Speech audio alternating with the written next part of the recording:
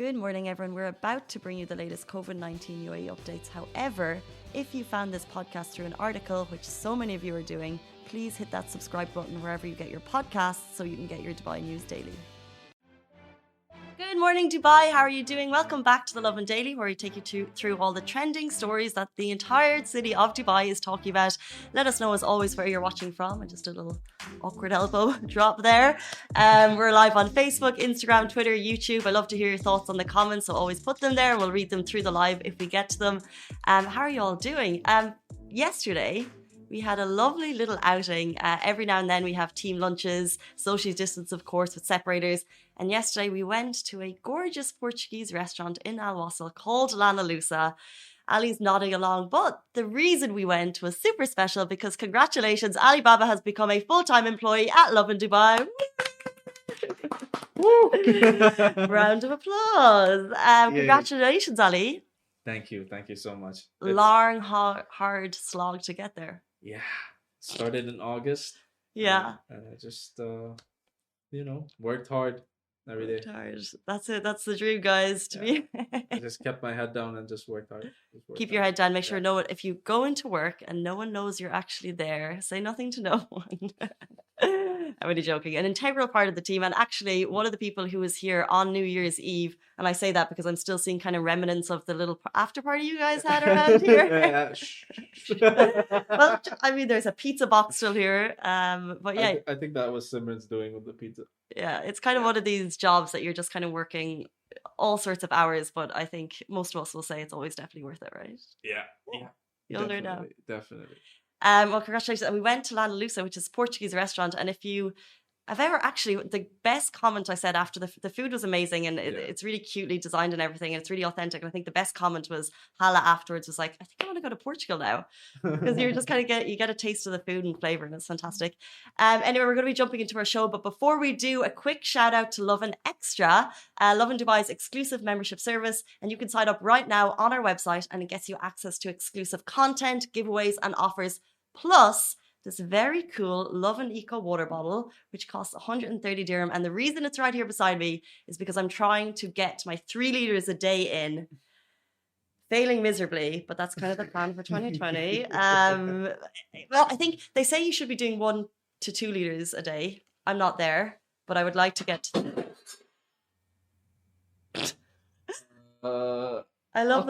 I love that happened right after. I was like, it's a bit messy over here if I show you, and then something has fallen. Not sure what that is, but we'll check it after. Anyway.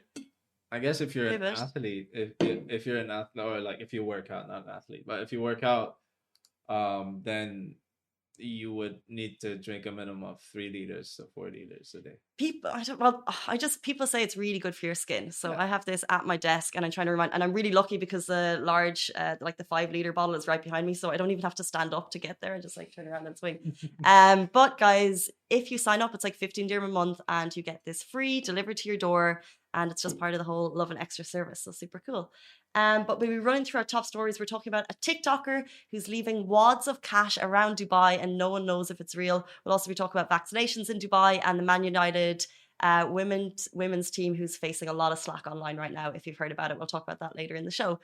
If you're watching on Facebook, you can see this video. If you're watching on Instagram, we've put it on our stories yesterday. It's basically a viral TikTok story. As a TikTok user, he's racked up hundreds of thousands of views for videos which show him leaving wads of cash around Dubai. And I've actually seen this trend. I don't know if it's nearly a trend, and that's why people are probably questioning it more. But in the videos, you can see it maybe 500 dirham notes. There's even 1,000 dirham notes. I barely even knew there was 1,000 dirham notes. They look real. You see him kind of like there's some music on it. He shows, and I'm assuming it's a he because the hand and the watch looks quite masculine. Yeah. He shows the location. It's not like the Burj Khalifa and I'm leaving 500 dirhams here, but it's kind of like a nondescript street with maybe one building name.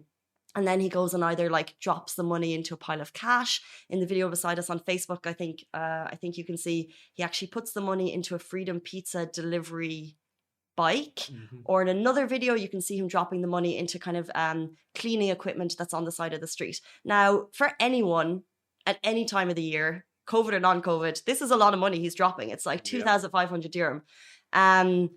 And you can see why it's getting all the views, because some people are like, show me the money. Where is that? I need to go and find it.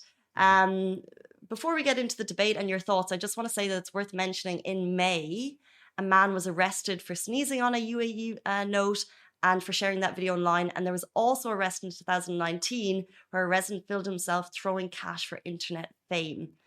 And following those arrests, residents were reminded by police to use social media responsibly to avoid actions that may go against the local values, cultures, and traditions. So that's kind of the word from the top is, be respectful with money, that type of thing. Original, quick thoughts, Ali? What do you reckon about these videos this guy's making? I hope he has a good intentions of doing this. Usually, if you're doing things like that, like giving away money, donating money, like you wouldn't post it on social media. Like if you're talking about like culturally, religiously, it's better off you wouldn't be telling people, you wouldn't be showing people. But then again, if you see this, it's a good thing that he's doing, but it's his intentions. If his intentions are good, then good on him. But if his intentions are bad and that he wants fame and that this thing, whatever he's doing is going viral, then hey. Yeah, I think what's really interesting is, especially when I see kind of the giving that happens during Ramadan and Eid and how generous people are, and also that you don't do it for fame, but because we don't actually see this guy's character, we don't know who it is, so he actually is still doing it anonymously. And if his thought process is, I will do this, and therefore maybe, you're paying it forward, and then maybe it'll be kind of like a copycat situation, other people start giving money in the street. However, a lot of people are saying, why do this? Why not just give it to people directly? Because what he's kind of causing fuss, like, and also, give it to people, give it to charities, and therefore it can be distributed properly. Someone basically said this is wrong and dangerous, and it's a cheap way to gain followers. And other people are saying, Dubai, please hunt him down. You see, I think that you looked at it with a very positive lens. Yeah. Other people are saying he's doing this for fame, internet glory, and it's pointless. The first comment I'm seeing, Nasir said, what a foolhardiness, but it seems that nothing is wrong in the donations. So if he is leaving it there, bravo, that's the way you want to give money. If he's taking the videos and then taking it away, I think it's the most disgusting behavior that someone could possibly do.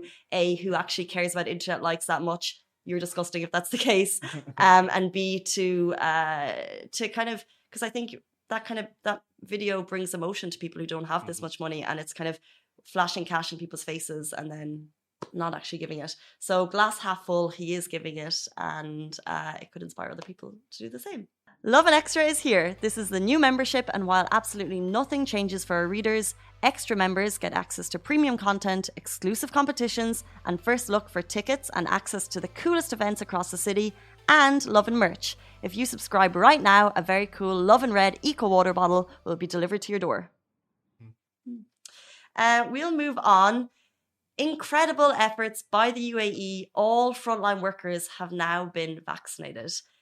This is fantastic. So this is, yesterday we heard 1 million doses of the vaccine have been distributed, and now the NCMA have confirmed the completion of vaccination distribution for all frontline workers and those who have had priority since October. So the vaccine will now be provided to various groups of society, including citizens and residents, especially the elderly and people with chronic diseases.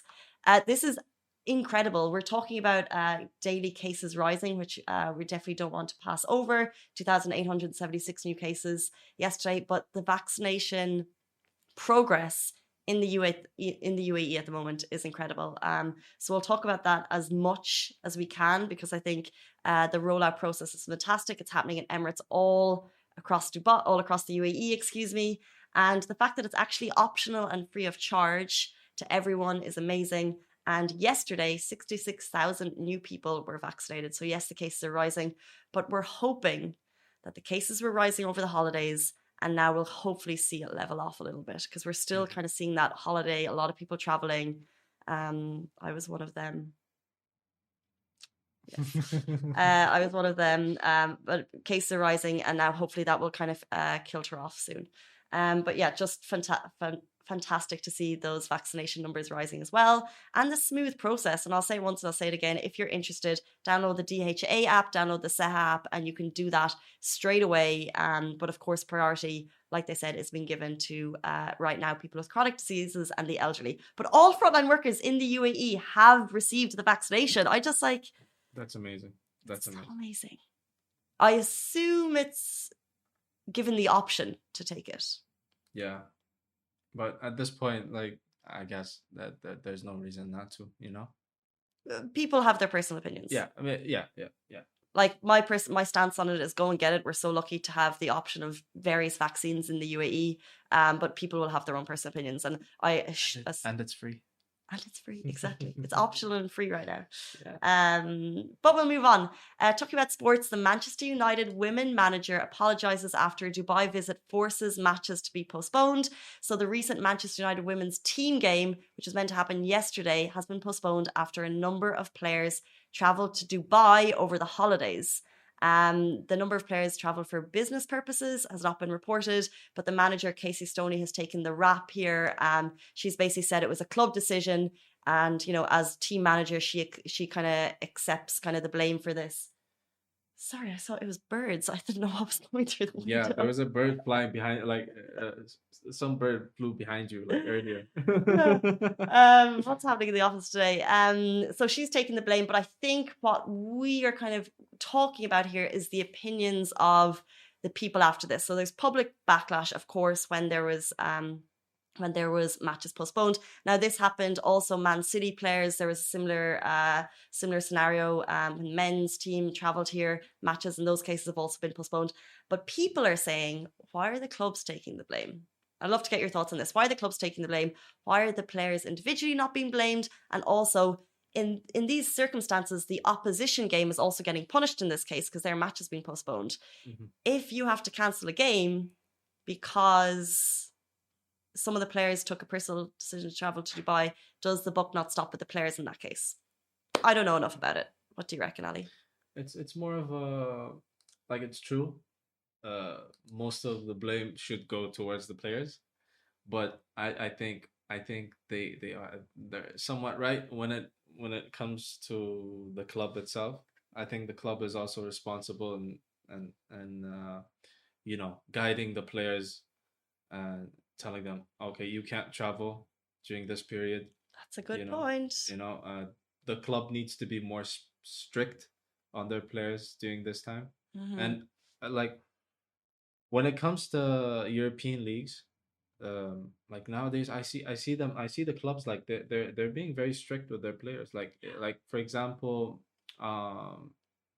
national team, the English national team, the recent I think a month ago, a month and a half ago, when England was playing, Mason Greenwood, one of the players, he and another player sort of went out of their way and went outside when they shouldn't have, and they broke the guidelines. Yeah, they were strictly punished. So I guess so that's breaking the guidelines, and I 100% see that it's up to kind of what you're saying is that it's maybe it should be like the team's guidelines or whatever it is, but in this case the team signed it off. And I know, let's say if I read a headline, it's like, oh, the players went to Dubai, and I'm thinking they came to enjoy themselves. But actually, a lot of teams every year come to Dubai for warm weather training. Mm-hmm. Maybe if you're injured, it's a good place. Like, it is a good place to come. We have top class facilities here, so the team probably signed it off.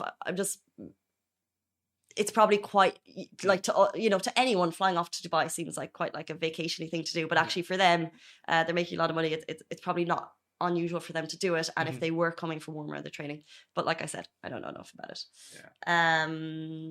Before we leave you, speaking of sports, can we talk a little bit about Top Golf, which has finally arrived in the UAE? It's now open. It was the large facility which has kind of been being built for a while down at Emirates Golf Club, right next to it. It's finally opened. Alibaba, have you heard much about it? Is it something you want to try? Golf? Never been into golf, but sounds interesting. Top Golf. Top Golf. Top Golf. Hmm.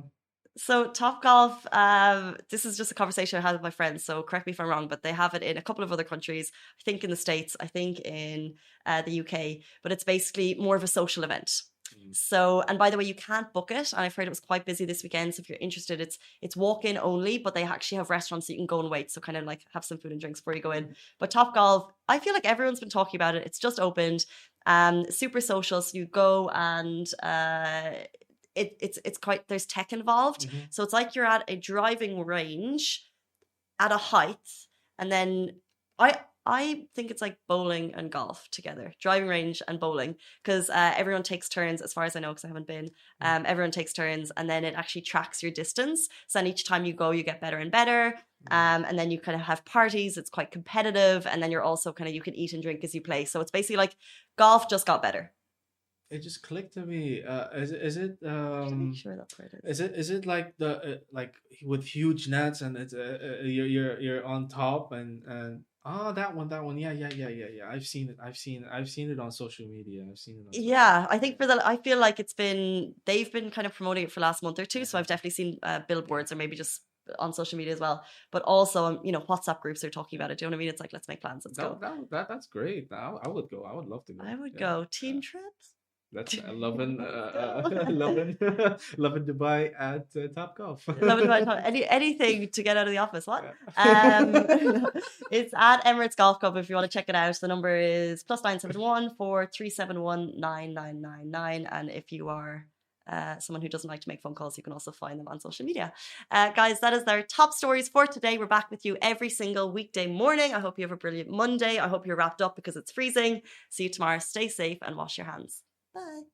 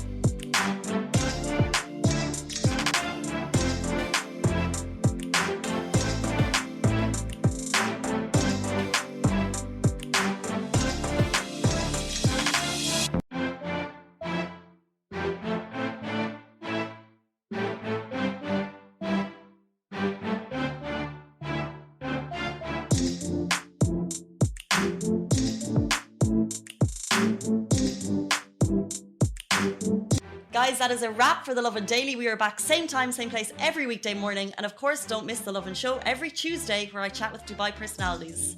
Don't forget to hit that subscribe button and have a great day.